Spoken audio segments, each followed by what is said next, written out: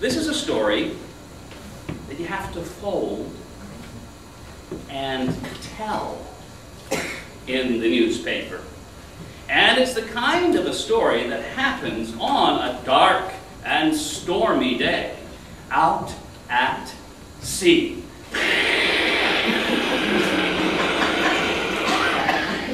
The brave captain was sailing, and the first mate was bailing. He had a bailing bucket in his hands, was using it to bail the water out of that overflowing boat.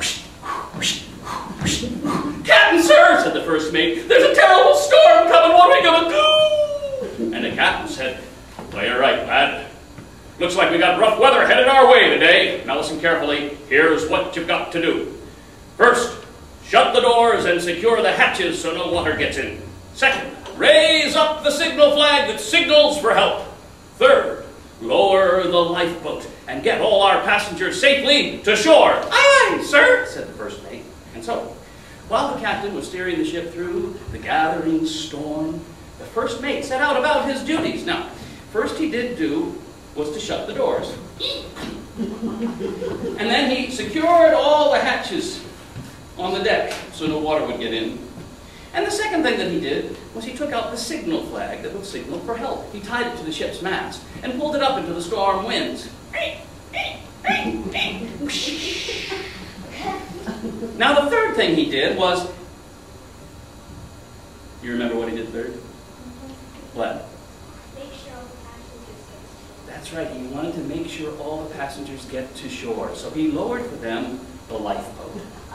The lifeboat's that little boat on the side of the big ship that you use in times of trouble. Well, this was a time of trouble. So he lowered the lifeboat into the water, and he led the passengers down the long ladder and into the lifeboat. "Come on, everybody, now give me a hand, okay? I've got to do it. Oh, I got to get it." Well, they all climbed into the lifeboat. They picked up their paddles and began to row the boat to shore. Row, row, row, the boat sailed back to shore. And so they made it back to land, alive. Oh, they survived. There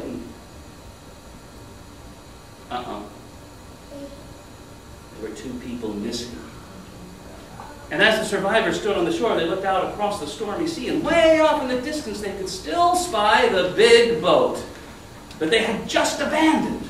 I mean, there it was, rising and falling on the stormy surge. And when the lightning flashed, they could see that the 2 missing people were still aboard the boat. Well, it was the captain and the first mate. You see, they had stayed with the boat to try to keep it afloat. But there was nothing they could do. That storm was too strong for that crew. And as the people watched, a great wave came rising out of the ocean and crashing down across the prow of the ship. Hit it so hard the prow was torn clean off. Well, just then another wave came crashing down across the stern, tearing it clean off.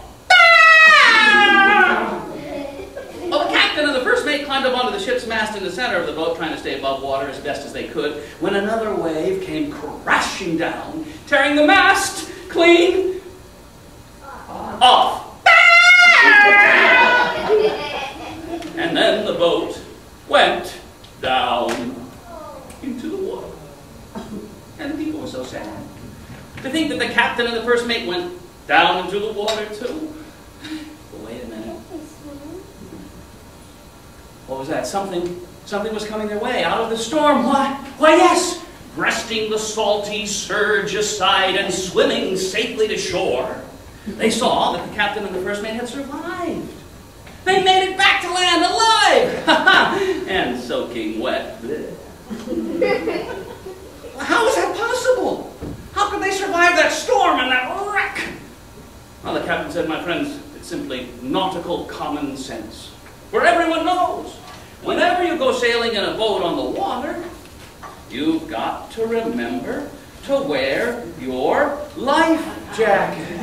And if you go sailing with your first mate for your crew, well, then you'd better remember to carry 2.